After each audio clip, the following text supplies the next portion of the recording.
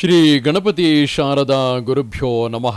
ಉತ್ತರಂ ಯತ್ ಸಮುದ್ರಸ್ಯ ಹಿಮಾದ್ರೇಶ್ಚೈವ ದಕ್ಷಿಣಂ ವರ್ಷಂ ತದ್ಭಾರತಂ ನಾಮ ಭಾರತೀಯತ್ರ ಸಂತತಿ.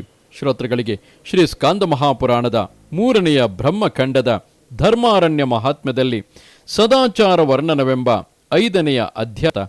ವ್ಯಾಸನು ಹೇಳುತ್ತಾನೆ, ಇನ್ನು ಮುಂದೆ ಧರ್ಮಾರಣ್ಯದಲ್ಲಿ ವಾಸಿಸುವ ಗೃಹಸ್ಥನು ಮಾಡುವ ಕಾರ್ಯವನ್ನು ಹೇಳುವೆನು. ಧರ್ಮಾರಣ್ಯದಲ್ಲಿ ಹುಟ್ಟಿದ ಶುದ್ಧ ವಂಶಜರು, ಬ್ರಹ್ಮಾದಿಗಳಿಂದ ನಿರ್ಮಿತರು, ಒಳ್ಳೆಯ ನಡತೆಯುಳ್ಳವರು, ಬ್ರಹ್ಮಜ್ಞಾನಿ ವರೇಣ್ಯರು, ಶುದ್ಧರು ಆಗಿರುವ ಬ್ರಾಹ್ಮಣರನ್ನು ನೋಡುವುದರಿಂದಲೇ ಮನುಷ್ಯನ ಪಾಪವು ತೊಲಗುವುದು. ಯುಧಿಷ್ಠಿರನು ಕೇಳುತ್ತಾನೆ, ಪರಾಶರ ತನಯನಾದ ಎಲೈ ವ್ಯಾಸನೆ, ಮನುಷ್ಯನು ಸದಾಚಾರದಿಂದ ಧರ್ಮವನ್ನು, ಸತ್ಫಲವನ್ನು, ಸಂಪತ್ತನ್ನು ಪಡೆಯುವನು. ಅಂತಹ ಒಳ್ಳೆಯ ಆಚಾರವನ್ನು ನನಗೆ ಹೇಳು. ವ್ಯಾಸನು ಹೇಳುತ್ತಾನೆ, ಸ್ಥಾವರಗಳು, ಕ್ರಮಿಗಳು, ನೀರಿನಲ್ಲಿರುವ ಪ್ರಾಣಿಗಳು, ಹಕ್ಕಿಗಳು, ಪಶುಗಳು, ಇರುವ ಪ್ರಾಣಿಗಳು, ಹಕ್ಕಿಗಳು, ಪಶುಗಳು, ಮನುಷ್ಯರು, ಇವರು ಕ್ರಮವಾಗಿ ಒಬ್ಬರಿಗಿಂತೊಬ್ಬರು ಧರ್ಮಿಷ್ಠರು. ಇವರೆಲ್ಲರಿಗಿಂತಲೂ ದೇವತೆಗಳು ಧಾರ್ಮಿಕರು. ಸ್ಥಾವರಗಳಲ್ಲಿ 1000 ಭಾಗದವರು, ಕ್ರಮ್ಯಾದಿಗಳಲ್ಲಿ ಪ್ರತಿಯೊಬ್ಬ ಮಹಾನುಭಾವರು ಪಾಪ ಮುಕ್ತರಾಗಿ ಮೋಕ್ಷವನ್ನು ಪಡೆಯುವರು. 4 ವಿಧವಾದ ಸಾಮಾನ್ಯಕ್ಕಿಂತ ಬುದ್ಧಿಯಿಂದ ಜೀವಿಸುವವರು ಉತ್ತಮರು. ಬುದ್ಧಿವಂತರಲ್ಲಿ ಮನುಷ್ಯರು ಶ್ರೇಷ್ಠರು, ಅವರಿಗಿಂತ ಬ್ರಾಹ್ಮಣರು, ಬ್ರಾಹ್ಮಣರಿಗಿಂತ ವಿದ್ವಾಂಸರು, ವಿದ್ವಾಂಸರಿಗಿಂತ ಕುಶಲ ಬುದ್ಧಿಯುಳ್ಳವರು, ಕುಶಲ ಬುದ್ಧಿಗಳಿಗಿಂತ ಅನುಷ್ಠಾನಪರರು, ಅನುಷ್ಠಾನಪರರಿಗಿಂತ ಬ್ರಹ್ಮಜ್ಞಾನಿಗಳು ಉತ್ತಮರು. ಬ್ರಹ್ಮನಿಷ್ಠರಿಗಿಂತ ಉತ್ತಮರು 3 ಲೋಕದಲ್ಲಿ ಯಾರೂ ಇರುವುದಿಲ್ಲ. ಬ್ರಹ್ಮದೇವನು ಬ್ರಾಹ್ಮಣರನ್ನು ಸಕಲ ಪ್ರಾಣಿಗಳಿಗಿಂತ ಶ್ರೇಷ್ಠರನ್ನಾಗಿ ಸೃಷ್ಟಿಸಿರುವುದರಿಂದ ಅವರಲ್ಲಿ ತಪಸ್ಸು, ವಿದ್ಯೆ ಇವುಗಳ ಅತಿಶಯದಿಂದ ಬ್ರಾಹ್ಮಣರು ಪರಸ್ಪರ ಪೂಜ್ಯರು. ಆದುದರಿಂದ ಬ್ರಾಹ್ಮಣನು ಪ್ರಪಂಚದಲ್ಲಿ ಇರುವುದನ್ನೆಲ್ಲ ಹೊಂದಲು ಯೋಗ್ಯನು. ಇದರಿಂದ ಬ್ರಾಹ್ಮಣನು ಪ್ರಪಂಚದಲ್ಲಿ ಇರುವುದನ್ನೆಲ್ಲ ಹೊಂದಲು ಯೋಗ್ಯನು. ಇತರರು ಹಾಗೆ ಎಲ್ಲವನ್ನೂ ಹೊಂದಲು ಅರ್ಹನಲ್ಲ. ಆದರೆ ಸದಾಚಾರಿಯಾದ ಬ್ರಾಹ್ಮಣನು ಸರ್ವ ಪೂಜ್ಯನೇ ಹೊರತು ಆಚಾರ ಭ್ರಷ್ಟನಾದ ಬ್ರಾಹ್ಮಣನು ಪೂಜ್ಯನಲ್ಲ. ಆದುದರಿಂದ ಬ್ರಾಹ್ಮಣನು ಯಾವಾಗಲೂ ಆಚಾರಶೀಲನಾಗಿ ರಾಗ ದ್ವೇಷವಿಲ್ಲದೆ ಯಾವುದನ್ನು ಅನುಷ್ಠಾನ ಮಾಡುವನೋ ಸಜ್ಜನರಾದ ಪಂಡಿತರು ಅದನ್ನು ಧರ್ಮಕ್ಕೆ ಕಾರಣವಾದ ಸದಾಚಾರವೆನ್ನುವರು. ಲಕ್ಷಣವಿಲ್ಲದವನಾದರೂ ಶ್ರದ್ಧೆಯುಳ್ಳವನು, ಅಸೂಯೆ ಇಲ್ಲದವನು ಆಗಿ ಮನುಷ್ಯನು ಆಚಾರದಲ್ಲಿ ಚೆನ್ನಾಗಿ ಆಸಕ್ತನಾಗಿದ್ದರೆ ಅವನು 100 ವರ್ಷ ಕಾಲ ಬದುಕುವನು. ತನ್ನಿಂದ ಬೋಧಿತವಾದ ಧರ್ಮಕ್ಕೆ ಕಾರಣವಾಗಿರುವ ಸದಾಚಾರವನ್ನು ಆಲಸ್ಯವಿಲ್ಲದೆ ಸೇವಿಸಬೇಕು. ಪ್ರಪಂಚದಲ್ಲಿ ದುರಾಚಾರಪರನಾದಂತಹ ಮನುಷ್ಯನು ನಿಂದಾಸ್ಪದನಾಗಿ ರೋಗಗಳಿಂದ ಪೀಡಿಸಲ್ಪಟ್ಟು ಯಾವಾಗಲೂ ದುಃಖಗಳನ್ನು ಅನುಭವಿಸುತ್ತಾ ಅಲ್ಪಾಯಸ್ಸುಳ್ಳವನಾಗುವನು. ಪರಾಧೀನನು ದುಃಖಿಯೂ ಸ್ವತಂತ್ರನೂ ಸುಖಿಯೂ ಆಗುವುದರಿಂದ ಯಾವಾಗಲೂ ಪರಾಧೀನವಾದ ಸ್ವತಂತ್ರ ಕಾರ್ಯವನ್ನು ತ್ಯಜಿಸಿ ಸ್ವಾಧೀನವಾದ ಕಾರ್ಯವನ್ನು ಅವಲಂಬಿಸಬೇಕು. ಯಾವ ಕೆಲಸವನ್ನು ಮಾಡಿದರೆ ಮನಸ್ಸು ಪ್ರಸನ್ನವಾಗುವುದೋ ಅದನ್ನೇ ಮಾಡಬೇಕಲ್ಲದೆ ಅದಕ್ಕೆ ವಿರುದ್ಧವಾದುದನ್ನು ಯಾವಾಗಲೂ ಮಾಡಬಾರದು. ಮೊದಲು ಧರ್ಮದ ಸಾರವನ್ನು ಹೇಳಿದೆನು. ಧರ್ಮಾನುಷ್ಠಾನ ಮಾಡಲು ಬಯಸುವವನು ಯಮ ನಿಯಮಗಳ ಅನುಷ್ಠಾನದಲ್ಲಿಯೂ ಪ್ರಯತ್ನಿಸಬೇಕು. ಸತ್ಯ, ಸಹನೆ, ಆರ್ತವ, ಧ್ಯಾನ, ಘಾತುಕನಲ್ಲದಿರುವ ಸೌಮ್ಯತೆ ಇವು 10 ಯಮಗಳು. ಶೌಚ, ಸ್ನಾನ, ತಪಸ್ಸು, ದಾನ, ಮೌನ, ಪೂಜೆ, ಅಧ್ಯಯನ, ವ್ರತ, ಉಪವಾಸ, ಗುಹ್ಯೇಂದ್ರಿಯ ನಿಗ್ರಹ ಇವು 10 ನಿಯಮಗಳು. ಕಾಮ, ಕ್ರೋಧ, ಮದ, ಮೋಹ, ಮಾತ್ಸರ್ಯ, ಲೋಭ ಈ ಷಡ್ವೈರಿಗಳನ್ನು ಗೆದ್ದು ಎಲ್ಲೆಡೆಯಲ್ಲಿಯೂ ಜಯಶಾಲಿಯಾಗುವನು. ಗೆದ್ದಲು ಹುಳುವು ಹುತ್ತವನ್ನು ಬೆಳಗಿಸುವಂತೆ ಪರರಿಗೆ ತೊಂದರೆ ಮಾಡದೆ ಪರಲೋಕಕ್ಕೆ ಬೆಂಬಲವಾದ ಧರ್ಮವನ್ನು ಮೆಲ್ಲನೆ ಗಳಿಸಬೇಕು. ಈ ಲೋಕದಲ್ಲಿ ಕಾಪಾಡಿದ ಧರ್ಮವೊಂದೇ ಪರಲೋಕದಲ್ಲಿ ತಾಯಿ, ತಂದೆ, ಮಕ್ಕಳು, ಸಹೋದರರು, ಹೆಂಡತಿ, ಬಂಧು ಜನಗಳಿಗಿಂತ ಮಿಗಿಲಾಗಿ ಸಹಾಯ ಮಾಡುವುದು. ಪ್ರಾಣಿಯು ಒಂಟಿಯಾಗಿ ಹುಟ್ಟುವುದು, ಒಂಟಿಯಾಗಿ ಸಾಯುವುದು, ಒಂಟಿಯಾಗಿ ಪುಣ್ಯ ಪಾಪಗಳನ್ನು ಅನುಭವಿಸುವುದು. ಈ ದೇಹವು ಮೃತವಾದ ಕೂಡಲೇ ಬಾಂಧವರು ಇದನ್ನು ಕಟ್ಟಿಗೆ ಮತ್ತು ಮಣ್ಣಿನ ಹೆಂಟೆಯಂತೆ ಒಂಟಿಯಾಗಿ ತ್ಯಜಿಸಿ ಹೊರಟು ಹೋಗುವರು. ಧರ್ಮ ಒಂದೇ ಹಿಂಬಾಲಿಸುವುದು. ಆದುದರಿಂದ ಇಹಪರಗಳಲ್ಲಿ ಸಹಾಯಕವಾದ ಧರ್ಮವನ್ನು ಗಳಿಸಬೇಕು. ಮಾನವನು ಧರ್ಮದ ಸಹಾಯದಿಂದ ನರಕವನ್ನು ದಾಟುವನು. ಜ್ಞಾನಿಯು ಯಾವಾಗಲೂ ಉತ್ತಮರ ಸಹವಾಸ ಮಾಡಬೇಕು. ಬ್ರಾಹ್ಮಣನು ನೀಚರನ್ನು ಬಿಟ್ಟು ತನ್ನ ವಂಶವನ್ನು ಊರ್ಜಿತಗೊಳಿಸಬೇಕು. ಉತ್ತಮರ ಸಹವಾಸ ಮಾಡುವುದವನು ಸದಾಚಾರ ಬಾಹ್ಯನು, ಮೈಗಳ್ಳನು, ದುಷ್ಟಾನ್ನವನ್ನು ಭುಂಜಿಸುವವನು ಆಗಿರುವ ಬ್ರಾಹ್ಮಣನನ್ನು ಯಮನು ಪೀಡಿಸುವನು.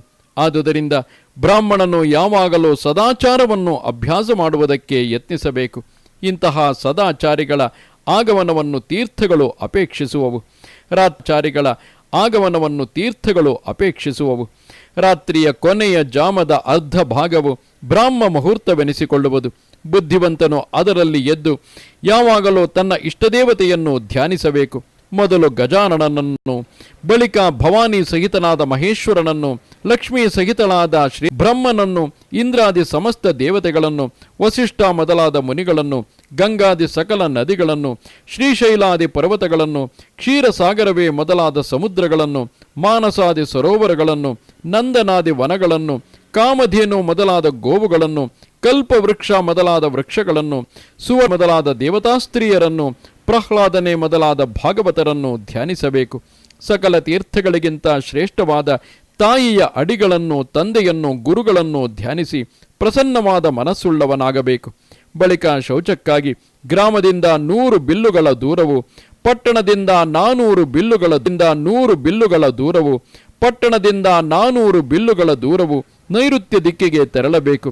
ಭೂಮಿಯನ್ನು ಹುಲ್ಲುಗಳಿಂದ ಮುಚ್ಚಿ ತಲೆಗೆ ಬಟ್ಟೆಯನ್ನು ಸುತ್ತಿಕೊಂಡು ಉಪವೀತವನ್ನು ಕಿವಿಯಲ್ಲಿ ಧರಿಸಿ ಹಗಲು ಮತ್ತು ಸಂಧ್ಯಾಕಾಲಗಳಲ್ಲಿ ಉತ್ತರಾಭಿಮುಖನಾಗಿಯೂ ರಾತ್ರಿಯಲ್ಲಿ ದಕ್ಷಿಣಾಭಿಮುಖನಾಗಿಯೂ ಮಲಮೂತ್ರಗಳನ್ನು ಬ್ರಾಹ್ಮಣರು, ಗೋವು, ಅಗ್ನಿ, ಗಾಳಿ ಇವುಗಳಿಗೆ ಎದುರಾಗಿಯೂ ಉತ್ತ ಭೂಮಿಯಲ್ಲಿಯೂ ರಸ್ತೆಯಲ್ಲಿಯೂ ಮಲವಿಸರ್ಜನೆ ಮಾಡಬಾರದು. ಮತ್ತು ಮಲವಿಸರ್ಜನೆ ಮಾಡುವಾಗ ದಿಕ್ಕುಗಳನ್ನು, ನಕ್ಷತ್ರ ಮಂಡಲವನ್ನು, ಆಕಾಶವನ್ನು, ಅಮೇಧ್ಯವನ್ನು ಕಾಣಕೂಡದು. ಎಡಗೈಯಿಂದ ಶಿಷ್ಣವನ್ನು ಹಿಡಿದುಕೊಂಡು ಮೇಲಕ್ಕೆದ್ದು ಜಂತುಗಳಿರುವುದು,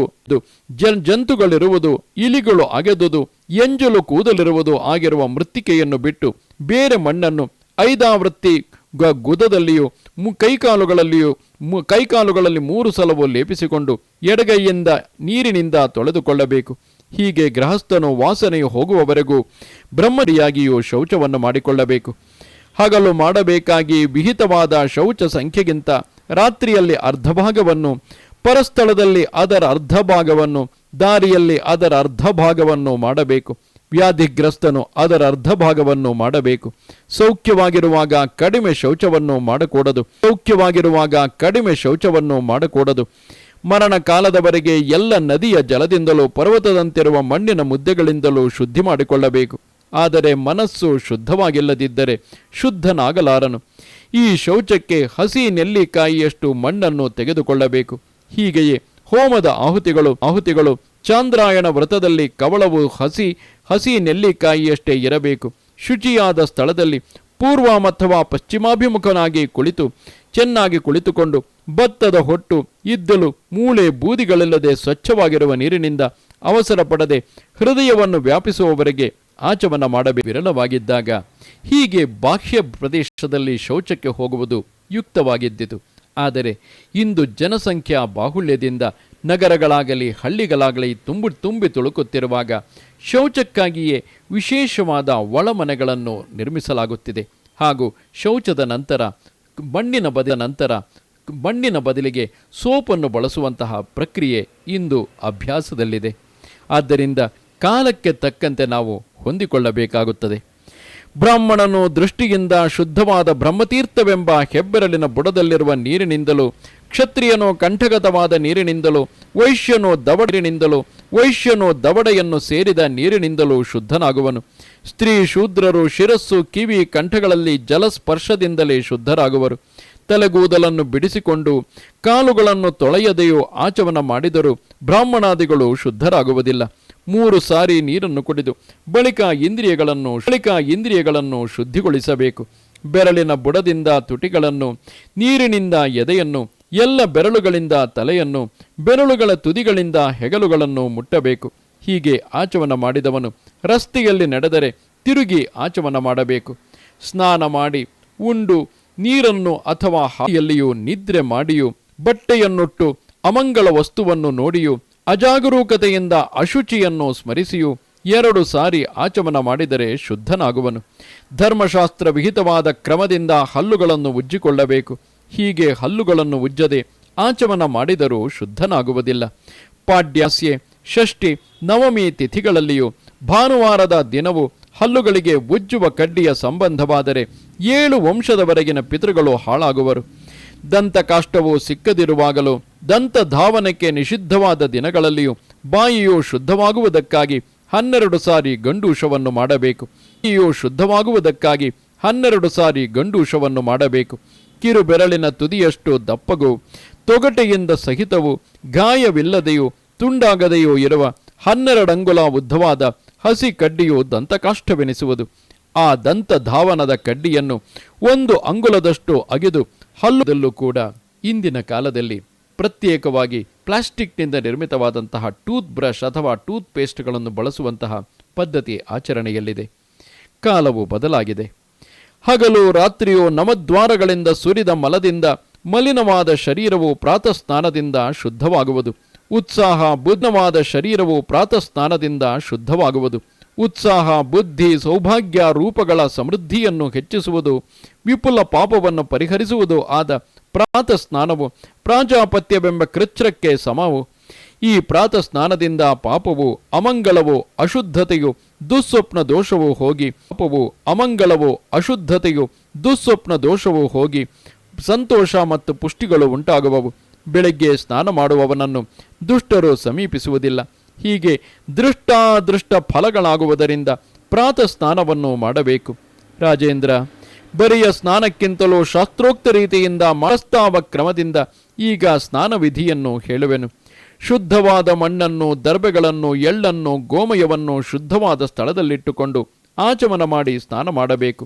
ಸಮೀಪದಲ್ಲಿರುವ ಯಾವುದಾದರೊಂದನ್ನು ಅವಲಂಬಿಸಿ ಜುಟ್ಟನ್ನು ಕಟ್ಟಿಕೊಂಡು ನೀರಿನಲ್ಲಿಳಿದು ಋಗಾದಿಯಾಗಿ ತನ್ನ ಶಾಖೆಯಲ್ಲಿ ವಿಹಿತವಾದ ಕ್ರಮದಿಂದ ಸ್ನಾನ ಮಾಡಬೇಕು. ಹೀಗೆ ಸ್ನಾನ ಮಾಡಿ ಬಟ್ಟೆಯನ್ನು ಹಿಂಡಿಕೊಂಡು ಒಗೆದ ಬಟ್ಟೆಗಳನ್ನು ಉಟ್ಟು ಆಚಮನ ಮಾಡಿ ದರ್ಭೆಯನ್ನು ಕೈಯಲ್ಲಿ ಹಿಡಿದುಕೊಂಡು ಪ್ರಾತಃ ಸಂಧ್ಯಾವಂದನೆಯನ್ನು ಮಾಡಬೇಕು.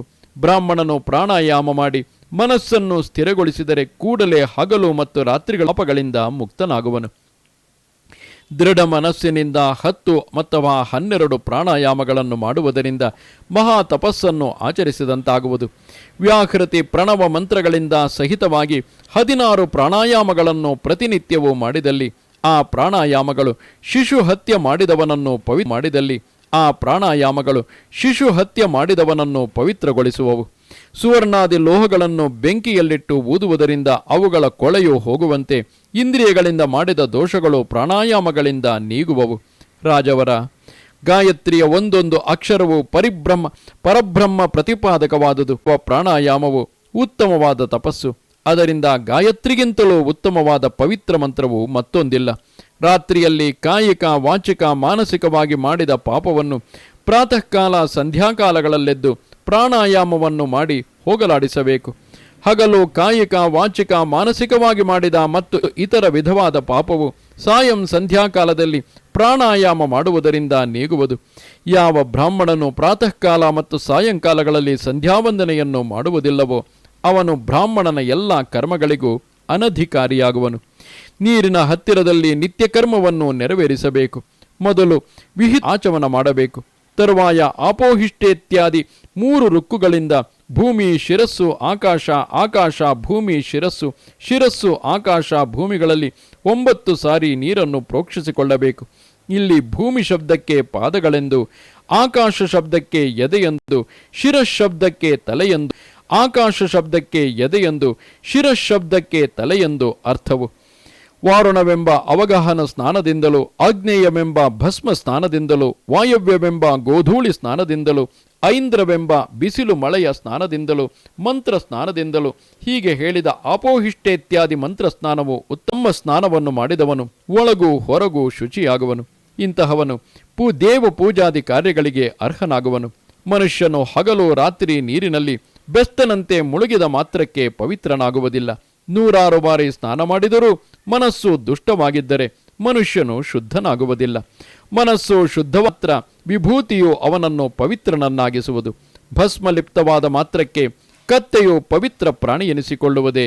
ಯಾವನ ಮನಸ್ಸು ಶುದ್ಧವಾಗಿರುವುದೋ ಅವನೇ ಸಮಸ್ತ ತೀರ್ಥಗಳಲ್ಲಿ ಸ್ನಾನ ಮಾಡಿದವನಾಗುವನು. ಸಕಲ ದೋಷಮುಕ್ತನು ಅವನೇ. ಅವನೇ ಅನೇಕ ಯಾಗಗಳನ್ನು ಮಾಡಿದವನು.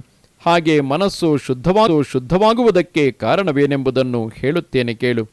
ವಿಶ್ವೇಶ್ವರನು ಪ್ರಸನ್ನನಾದರೆ ಮನಸ್ಸು ಶುದ್ಧವಾಗುವುದು. ಆದುದರಿಂದ ಮನಸ್ಸಿನ ಶುದ್ಧಿಗಾಗಿ ಕಾಶೀನಾಥನಾದ ವಿಶ್ವೇಶ್ವರನನ್ನು ಶರಣು ಹೊಂದಬೇಕು.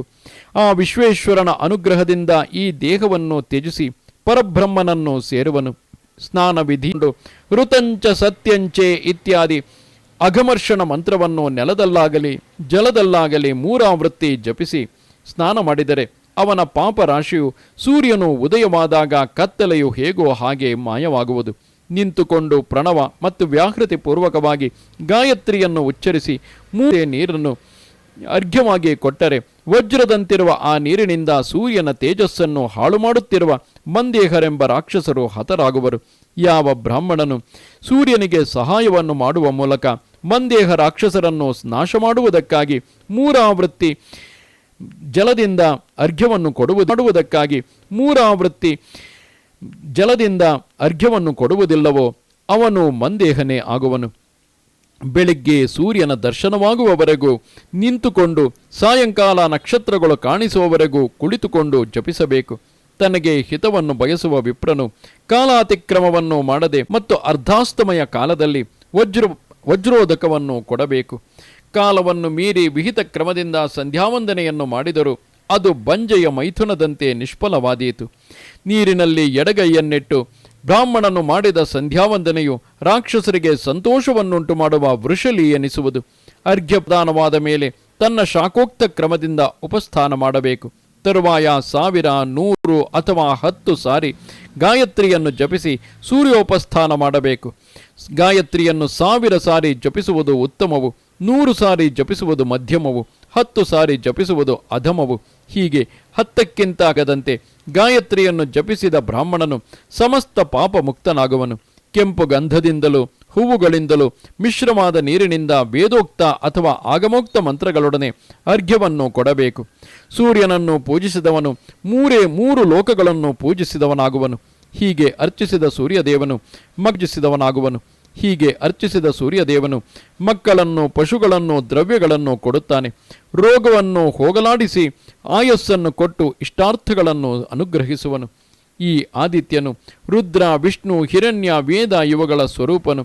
ಬಳಿಕ ತನ್ನ ಶಾಖೋಕ್ತ ಕ್ರಮದಿಂದ ಚಂದನ ಸುವಾಸನೆಯುಳ್ಳ ಹೂವುಗಳಿಂದ ಸಹಿತವಾದ ಶುದ್ಧ ಜಲದಿಂದ ತೃಪ್ಯಂತು ಎಂದು ಹೇಳುತ್ತಾ ಬ್ರಹ್ಮಾದಿ ದೇವತೆಗಳಿಗೂ ಮರೀಚ್ಯಾದಿ ಮುನಿಗಳಿಗೂ ತರ್ಪಣ ಕೊಡಬೇಕು. ಬ್ರಾಹ್ಮಣನು ನೆಟ್ಟಗಿರುವ ದರ್ಭೆಗಳನ್ನು ಬೆರಳಿನ ಮಧ್ಯದಲ್ಲಿ ಸಿಕ್ಕಿಸಿಕೊಂಡು ಯಜ್ಞೋಪವೀತವನ್ನು ಮಾಲಾಕಾರವಾಗಿ ಹಾಕಿಕೊಂಡು ಅಕ್ಕಿಯ ಕಾಳುಗಳಿಂದ ಸನಕಾದಿ ಮನುಷ್ಯ ಋಷಿಗಳನ್ನು ತರ್ಪಿಸಬೇಕು. ಜನಿವಾರವನ್ನು ಎಡ ಮಾಡಿಕೊಂಡು ಎಳ್ಳು ಸಹಿತವಾದ ಇಮ್ಮಡಿ ದರ್ಭೆಗಳಿಂದ ಕವ್ಯವಾಟ್, ಅನಲ ಮೊದಲಾದ ದಿವ್ಯ ಪಿತೃಗಳಿಗೆ ತರ್ಪಣ ಕೊಡಬೇಕು. ಭಾನುವಾರ, ಸಪ್ತಮಿ, ತ್ರಯೋದಶಿ ತಿಥಿಗಳಲ್ಲಿಯೂ ರಾತ್ರಿಯಲ್ಲಿಯೂ ಸಂಧ್ಯಾ ಕಾಲದಲ್ಲಿಯೂ ಶ್ರೇಯಸ್ಸನ್ನು ಬಯಸುವ ಬ್ರಾಹ್ಮಣನು ತಿಲತರ್ಪಣ ಮಾಡಕೂಡದು. ಹಾಗೆ ತರ್ಪಣ ಮಾಡಬೇಕಾದರೆ ಬಿಳಿ ಎಳ್ಳಿನಿಂದ ತರ್ಪಣ ಮಾಡಬೇಕು. ಬಳಿಕ 14 ಯಮರಿಗೆ ಅವರ ನಾಮಗಳನ್ನು ಉಚ್ಚರಿಸಿ ತರ್ಪಣ ಮಾಡಬೇಕು. ಅನಂತರ ಪಿತೃತೀರ್ಥದಿಂದ ಎಡ ಮೊಣಕಾಲೂರಿಕೊಂಡು ತನ್ನ ಪಿತೃಗಳಿಗೆ ಗೋತ್ರೋಚ್ಚಾರಣ ಪೂರ್ವಕವಾಗಿ ಸಂತೋಷದಿಂದ ತರ್ಪಣ ಕೊಡಬೇಕು. ದೇವತೆಗಳಿಗೆ 1 ಬೊಗಸೆ ನೀರನ್ನು, ಸನಕಾದಿಗಳಿಗೆ 2 ಬೊಗಸೆ ನೀರನ್ನು, ಪಿತೃಗಳಿಗೆ 3 ಬೊಗಸೆ ನೀರನ್ನು, ಹೆಂಗಸರಿಗೆ 1 ಬೊಗಸೆ ನೀರನ್ನು ತರ್ಪಣವಾಗಿ ಕೊಡಬೇಕು. ಬೆರಳುಗಳ ಕೊನೆಯಲ್ಲಿ ದೇವತೀರ್ಥವು, ಬೆರಳುಗಳ ಬುಡದಲ್ಲಿ ಋಷಿಟು ಮತ್ತು ಪ್ರದೇಶಿನಿ ಎಂಬ ಅದರ ಪಕ್ಕದಲ್ಲಿರುವ ಬೆರಳಿನ ಮಧ್ಯದಲ್ಲಿ ಪಿತೃತೀರ್ಥವು ಇರುವುದು. ಆ ಅಬ್ರಹ್ಮೇತ್ಯಾದಿ ಮಂತ್ರದಿಂದಲೂ ಇನ್ನು ವೇದ ಮತ್ತು ಪುರಾಣಗಳ ಮಂತ್ರಗಳಿಂದಲೂ ಪಿತೃಗಳಿಗೆ ಸೌಖ್ಯವನ್ನುಂಟು ಮಾಡುವ ತರ್ಪಣವನ್ನು ಮಾಡಬೇಕು. ಬಳಿಕ ಅಗ್ನಿ ಕಾರ್ಯವನ್ನು ವೇದಾಭ್ಯಾಸವನ್ನು ಮಾಡಬೇಕು. ಗುರುವಿನಿಂದ ಉಪದೇಶ, ಅರ್ಥ ವಿಚಾರ, ಅಭ್ಯಾಸ, ತಪಸ್ಸು ಶಿಷ್ಯರಿಗೆ ಹೇಳಿಕೊಡುವುದು. ಹೀಗೆ ವೇದಾಭ್ಯಾಸವು 5 ಪ್ರಕಾರವಾಗಿದೆ. ರಾಜೇಂದ್ರ, ಲಬ್ಧವಾದುದರ ಪಾಲನೆಗೂ ಅಪ್ರಾಪ್ತವಾದುದರ ಪ್ರಾಪ್ತಿಗೂ ದ್ವಿಜರಿಗೆ ಈ ಬೆಳಗಿನ ಕರ್ತವ್ಯವು ವಿಹಿತವಾಗಿದೆ. ಅಥವಾ ಬೆಳಗ್ಗೆ ಎದ್ದು ಅವಶ್ಯಕವಾದ ಶೌಚಾಚಮನಗಳನ್ನು ಮಾಡಿ ಹಲ್ಲುಗಳನ್ನು ಉಜ್ಜಿಕೊಂಡು ಮಿಂದು ಪ್ರಾತಃ ಸಂಧ್ಯಾವಂದನೆಯನ್ನು ಮಾಡಿ ವೇದಾರ್ಥಗಳನ್ನು ಬಗೆ ಬಗೆಯ ಶಾಸ್ತ್ರಾರ್ಥಗಳನ್ನು ತಿಳಿಯಬೇಕು. ಶುದ್ಧರು, ಪ್ರಿಯರು, ಬುದ್ಧಿಶಾಲಿಗಳು ಪ್ರಾಪ್ತಿಗಾಗಿ ಪರಮಾತ್ಮನನ್ನು ಶರಣು ಹೋಗಬೇಕು. ತರುವಾಯ ಮಧ್ಯಾಹ್ನದಲ್ಲಿ ಹಿಂದೆ ಹೇಳಿದಂತೆ ಮಿಂದು ಮಾಧ್ಯಾಹ್ನಿಕ ಸಂಧ್ಯೋಪಾಸನೆಯನ್ನು ಮಾಡಬೇಕು. ಬಳಿಕ ದೇವ ಪೂಜೆಗೈದು ನೈಮಿತ್ತಿಕ ಕರ್ಮವನ್ನು ಆಚರಿಸಿ ಉರಿಯುವ ಪವನಾಗ್ನಿಯಲ್ಲಿ ವೈಶ್ವದೇವ ಹೋಮವನ್ನು ನೆರವೇರಿಸಬೇಕು. ವೈಶ್ವದೇವ ಹೋಮದಲ್ಲಿ ಅವರೇ, ಹಾರಕ, ಉದ್ದು, ಕಡಲೆ ಮೊದಲಾದ ಧಾನ್ಯಗಳನ್ನು, ಎಣ್ಣೆಯಿಂದ ಕರೆದ ಪದಾರ್ಥಗಳನ್ನು, ಬೇಯಿಸಿದ ಅನ್ನವನ್ನು, ಉಪ್ಪು ಮಿಶ್ರವಾದ ಪದಾರ್ಥವನ್ನು, ತೊಗರಿ ಕಾಳಿನ ಅನ್ನವನ್ನು, ಕಾಡು ಕಡಲೆ ಗುಗ್ಗರಿಯನ್ನು, ಗುಂಡಗಿರುವ ಧಾನ್ಯಗಳನ್ನು, ಎಂಜಲನ್ನು, ತಂಗಳನ್ನು ಉಪಯೋಗಿಸಕೂಡದು. ದರ್ಬೆಯನ್ನು ಹಿಡಿದುಕೊಂಡು ಆಚಮನ ಪ್ರಾಣಾಯಾಮಗಳನ್ನು ಮಾಡಿ ಪ್ರಚೋದಿವಿ ಇತ್ಯಾದಿ ಮಂತ್ರದಿಂದ 2 ಸಾರಿ ಪರಿಯುಕ್ಷಣ ಮಾಡಿ ದರ್ಬೆಗಳನ್ನು ಅಗ್ನಿಯ ಸುತ್ತಲೂ ಹಾಸಿ ರಾಪೋರ್ಧಮ ದೇವ ಮಂತ್ರದಿಂದ ಅಗ್ನಿಯನ್ನು ಸ್ವಾಭಿಮುಖವಾಗಿ ಮಾಡಿಕೊಳ್ಳಬೇಕು. ಗಂಧ, ಹೂವು, ಅಕ್ಷತೆಗಳಿಂದ ಅಗ್ನಿದೇವನನ್ನು ಪೂಜಿಸಿ ತನ್ನ ಶಾಖೋಕ್ತ ಕ್ರಮದಿಂದ ಹೋಮವನ್ನು ಮಾಡಬೇಕು.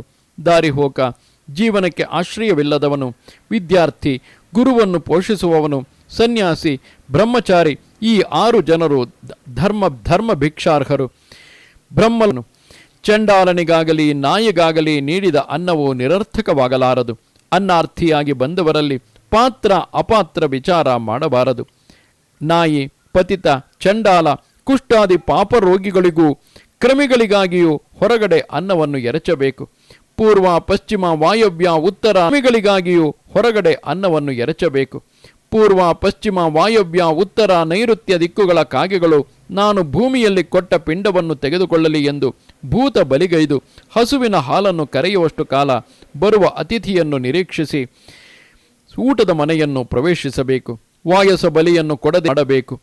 ಈ ನಿತ್ಯ ಶ್ರಾದ್ದದಲ್ಲಿ ತನ್ನ ಶಕ್ತಿಯನುಸಾರ 3, 2 ಅಥವಾ ಒಬ್ಬ ಬ್ರಾಹ್ಮಣನನ್ನು ಪಿತೃಯಜ್ಞಾರ್ಥವಾಗಿ ಭೋಜನ ಮಾಡಿಸಿ ನೀರನ್ನು ನೀಡಬೇಕು. ದೇವರ ಹಿತವಾಗಿಯೂ ನಿಯಮಗಳಿಲ್ಲದೆಯೂ ದಕ್ಷಿಣೆ ಇಲ್ಲದೆಯೋ ಮಾಡಿದ ನಿತ್ಯ ಶ್ರಾದ್ದವು ಶ್ರಾದ್ದ ಮಾಡುವವನಿಗೂ ಭೋಜನ ಮಾಡುವವರಿಗೂ ತೃಪ್ತಿಯನ್ನುಂಟು ಮಾಡುವುದು. ಪಿತೃಯಜ್ಞವನ್ನು ಮಾಡಿ ಸ್ವಸ್ಥ ಚಿತ್ತನಾಗಿ ಶುಭಾಸನದಲ್ಲಿ ಕುಳಿತು ಶಿಶುಗಳೊಡನೆ ಭುಜಿಸಬೇಕು. ಸುಗಂಧನು, ಒಳ್ಳೆಯ ಮನಸ್ಸುಳ್ಳವನು, ಹೂವಿನ ಹಾರವುಳ್ಳವನು, ಶುದ್ಧವಾದ 2 ವಸ್ತ್ರಗಳನ್ನು ಧರಿಸಿದವನು, ಪೂರ್ವಾಭಿಮುಖನು ಅಥವಾ ಉತ್ತರಾಭಿಮುಖನೂ ಆಗಿ ಪಿತೃಶೇಷವನ್ನು ಊಟ ಮಾಡಬೇಕು. ಆ ಅನ್ನವನ್ನು ಮೇಲಿನ ಕ್ರಮದಿಂದ ಆವರಣಗೊಳಿಸಿ ಊಟ ಮಾಡಬೇಕು. ನೆಲದಲ್ಲಿ 3 ಬಲಿಯನ್ನಿತ್ತು ಅದರ ಮೇಲೆ ನೀರನ್ನೆರೆಯಬೇಕು.